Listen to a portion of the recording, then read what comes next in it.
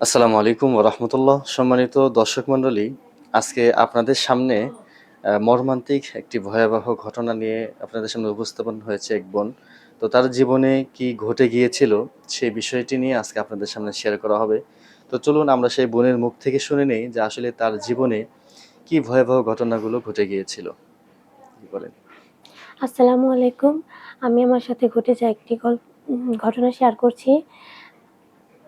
আমি যখন ক্লাস 7 এ পড়তাম তখন আমি আমার ফ্যামিলির সাথে একটি বাসায় মানে থাকতে গিয়েছিলাম। ওখানে আমরা থাকতাম সবাই। তো ওইখানে থাকার পরে আমি যখন ২-৩ দিন আমরা থাকি ওইখানে কোনো সমস্যা হয়নি। কিন্তু ২-৩ দিন পর যখন ওই বাসায় আমরা থাকতে যাই তখন আমি দুপুরবেলা একটা রুমে ঘুমিয়েছিলাম। তখন ঘুম থেকে ওঠার পর আমার অনেক অস্বস্তি ফিল হচ্ছিল।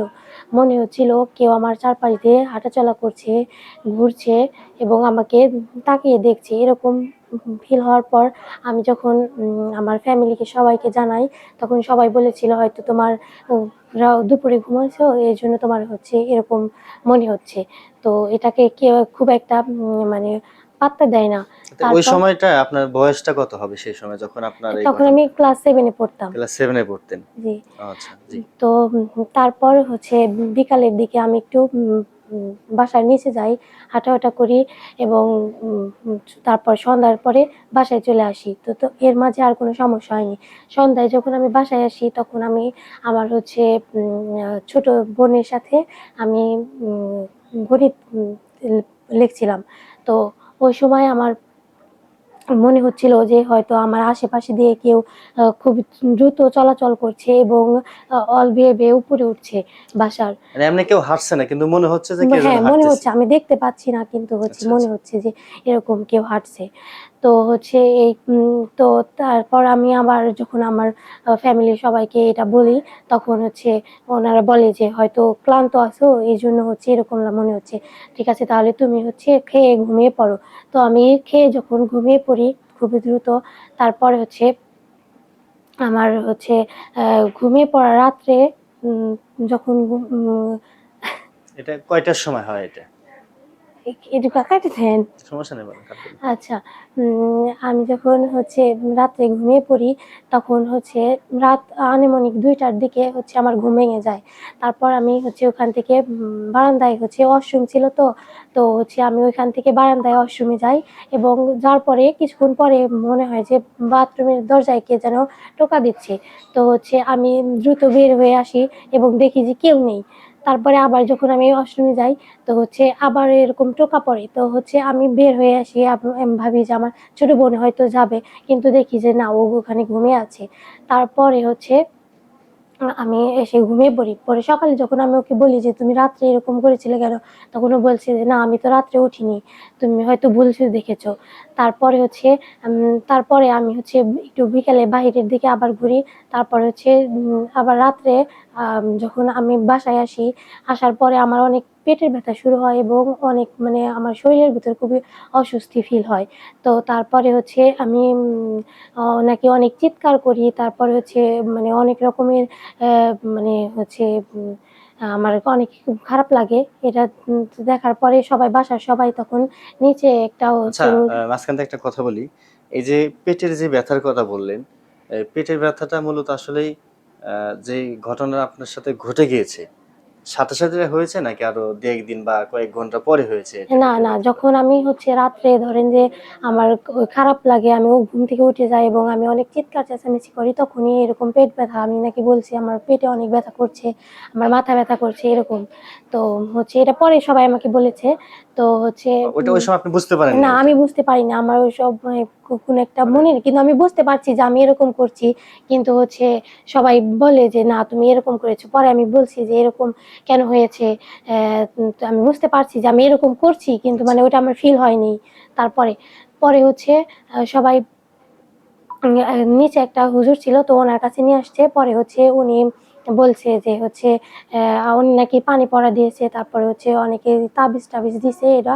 পরে হচ্ছে আর আমি নাকি অনেক পানি খাইতে চাইতাম, অনেক পানি খেয়েছি।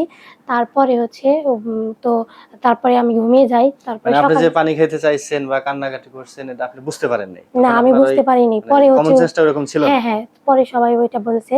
তারপরে আমি হচ্ছে ঘুমিয়ে যাই। তারপরে সকালে নাকি হচ্ছে সকালে হচ্ছে তারপরে আমাকে আবার ওই হুজুরের কাছে নিয়ে যায়।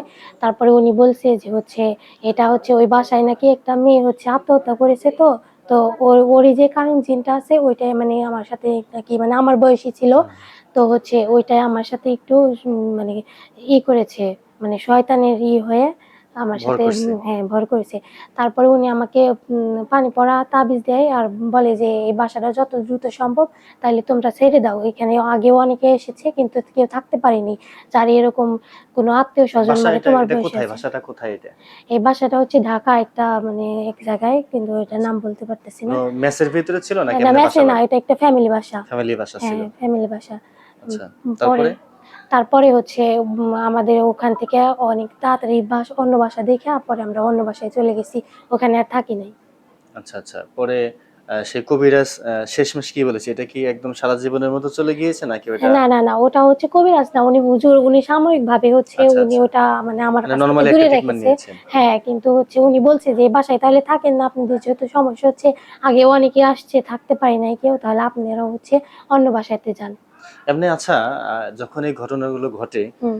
রাত্রিবেলা হোক অথবা সন্ধ্যাবেলায় হোক, যে এরকম কি হয়েছে যে আপনার চোখের সামনে দেখা যাচ্ছে না, বা না, না। আমি এরকম কি শুধু কখনো দেখেছেন? হ্যাঁ, আমি শুধু অনুভব করতে পেরেছি যে কেউ হয়তো আমার আশেপাশে আছে কিংবা কেউ আমাকে মানে আপনি যখন দেখছে। একাকিত্বভাবে আছেন, হ্যাঁ, হ্যাঁ, মনে এরকম। হচ্ছে পিছনে কেউ হাঁটতেছে হ্যাঁ, বা একটু কথা বলছে এরকম, মানে কেউ যেন আছে হ্যাঁ, পিছনে কেউ এরকম। যেন আছে। আমাকে এমনি ডাকছে, আমার নাম ধরে ডাকছে এরকম। আচ্ছা, আপনার নাম কিন্তু ধরেও ডাকাডাকি করছে হ্যাঁ, এরকম। হ্যাঁ, হ্যাঁ।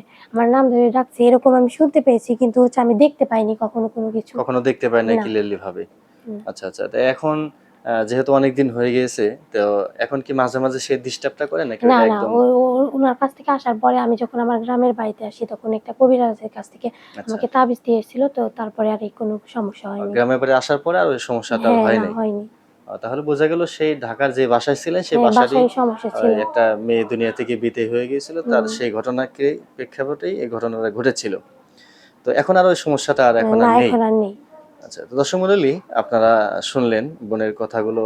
আসলেই আমাদের আশেপাশে দেখা যায় এই ধরনের ঘটনা অনেক ঘটে।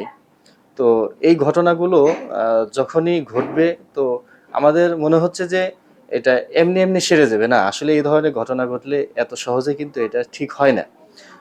এই ধরনের ঘটনা ঘটলে খুব দ্রুত যদি আশেপাশে কোনো আলেম ওলামা থাকে অথবা সেরকম ভালো কোনো কবিরাজ থাকে, তাহলে তাদের দ্বারা দ্রুত ট্রিটমেন্ট নিয়ে সুস্থ করা দরকার। কারণ এই অসুস্থতার কারণে, এটার কারণে কিন্তু কোনো রকমের হাসপাতাল বলেন, প্রাইভেট হাসপাতাল হোক, এগুলো দ্বারা কিন্তু কখনোই এটা সুস্থ করা যাবে না।